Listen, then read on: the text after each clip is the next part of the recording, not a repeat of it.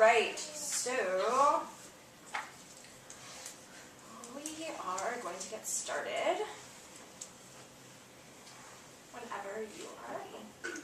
Breakfast with Jenny at 9 a.m.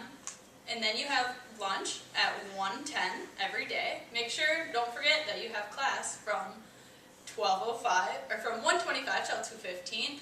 And next Thursday you have an event with Jennifer Dillon speaking about goals. And then on April 18th and 19th you have lifeguarding as well as the 25th and 26th.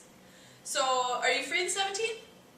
I'm not sure. Let me check. Oh, right. Now what do you do when someone asks you if you're free and you can't remember because you've just heard all of those things that you have? Well, that's what my life is like, all of what you just heard. And so I use Google Calendar very heavily, and it changed my life literally. It removed so much stress, and I wanted to share this easy-to-use part of Google with your lives to help better it as much as it did mine. I'm here today to persuade you to use Google Calendar on a regular basis. So, to begin, I'll show you an example of my personal calendar to give you an idea of how heavily I actually use it. So as you can see, I plan out my meal times, my workout times, my classes, my events, and sometimes I plan on their game time, just time to have fun. So I use it extremely heavily. And not everyone who uses Google Calendar has to use it this excessively, but I'm here today to persuade you to do something. And I don't know about you guys, but I don't listen to anyone who doesn't do what they say. So I just want you to know that I do use Google Calendar extensively.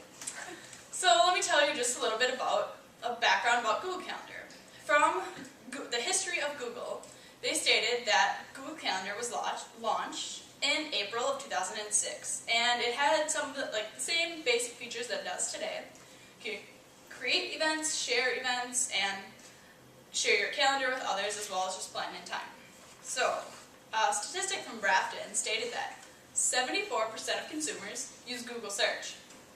Everyone that I know uses Google, but there are a few, and that's just a staggering amount to me that actually uses Google. It's a very universal company. As well as 60% of consumers have a GCal account. This is also a massive proportion, and I'll tell you a little bit why these numbers are important later on. So when, where, and who can use Google Calendar and why? So I'm the events officer for the CLA Business Club, and as you can imagine, planning events is a huge part of my job. So instead of going back and forth with people on a day-to-day basis on when are you free, can we meet up, what's your schedule look like, are you free Tuesday, I can just simply share my calendar with them, and they know exactly when I'm free and when I'm not. So that eliminates tons of time of conversing back and forth to plan an event. So, Alice Hamburger says that from Business Insider, you can use Google Calendar anywhere. And when she says that, she literally means anywhere. You can use it on any computer, tablet, phone. It doesn't have to be yours. You can just log into your Google, and it's right there. I can even get it on my watch. I don't know about you, that's pretty cool. I can check my schedule from my watch. So I always know what I'm doing and when I'm doing it, which is super helpful and convenient in today's day and age of keeping track and having our knowledge and facts right then and there. So we always know what we're doing, which is super helpful. So this can also improve, Google Calendar can also improve the quality of your life. How can such a simple thing improve the quality of your life, you might be asking? Well, here's how. It can actually reduce your stress. So you can plan in time for your schedule that you can sit back and take a deep breath, and that just doing that can help you reduce your stress levels. So you can plan in 10 minutes, even if it's just 10 minutes a day. You can just, okay, 1 o'clock, time to just de-stress from life, take a step back, gather my thoughts, and just doing that alone every day can really help to lower your overall stress levels, which is something that I know, since we're all students, can have a hard time battling.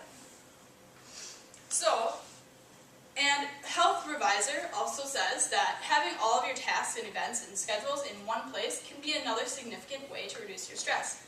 Since it's all in one place, you don't have to worry about did you write it in notebook A or notebook B. It's all in one place and you know always where to put it. So this is an effective way to reduce your stress. So you can also have better time management. How? Well, Google has this nifty little thing called Google Tasks on the side of your Google Calendar, where you can write down your assignments and things you have to do, and as soon as you're done with them, you just check the box and it puts a single line through it. As you can see for myself, I write down the things that I need to do, such as practice my speech. And as soon as I'm done, I just check the box and there it is. And you can delete the events and you can keep reusing them every week for weekly assignments. I think this is a great way and I use it heavily. And it helps me just keep track of my daily activities as well as my monthly and more long-term events. So Pace Law School states that using a calendar is an effective way to reduce stress. So if law school says it, it's got to be true, right? Well, Search Engine Journal also agrees with me when they say that Google Calendar is an awesome multi-feature productivity tool. Not only is it cool, it's also actually useful too. I really like it, it's kind of fun to me. And there's no more wasting time conversing and finding different people to find a time that works best for everyone. So now that you know what it is and what to do with it, here's how to create one. So I know that first things first, the hardest step is done. I know for a fact from IT at UMN that all students, staff, faculty, and alumni and student associations have a Gmail account. So you guys don't have any excuses. You already have a Gmail account. All you do is click in the 9 boxes up in the right-hand corner of your Gmail, and you click on the calendars, and then you can just create in the upper left-hand corner, right there, click that create, and you can create your first event. Super easy, simple, it's very intuitive, and then you can start setting your events to be recurring because there's so many layers of customization that you can have for Gmail. You can have them color-coded, which is my favorite feature. You can have them recurring and not, and you can have them end at a certain time so your school schedule doesn't go all the way through your summer because that's just silly. And there's just so many different ways you can do it. There's different ways you can view it. I like the week-long view. It's very visual for me. For those of you that like the handwritten calendar, this is a nice substitute. Go green. And so for all the people out there that are saying, I have an iPhone calendar and I use that, I don't need this anyway, they make it super simple for you to transfer all of your information that's already on your calendar from your iPhone onto your Gmail account. So why would I need to do this? Well, because you can't access your iPhone calendar if you don't have your phone. So this way you can have it on anything, and it doesn't have to be a Mac or Apple. So now, there's no excuses, and I encourage you with this small investment of time that it can ease up your life because now that you know how to create one, what it is, and how simple it can actually improve the quality of your life. So thank you.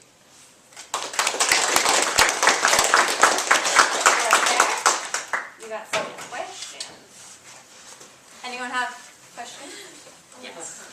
So when you share your calendar with other people, don't they know where exactly you are and where you will be doing? It just shows if you're busy. Oh, okay. Or you can show it. You can have an option to see if it's just busy or if they can manage and create your events. So it can be private. Yes.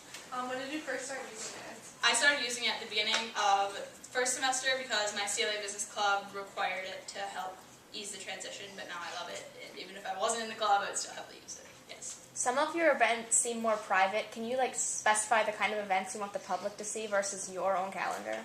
Yes, you can make sure that it just says if you're busy, or you can have all your calendars private. Like when I share with someone when I need to go to an event, I only share with them my personal or my school calendar. I leave my workouts and my eating times off because they don't need to see that. I can always adjust that, and I actually have 2 separate calendars for those, so it's not all in one. And you can have them see it as just busy or a specific event, like what's going on if I have class or whatever it is.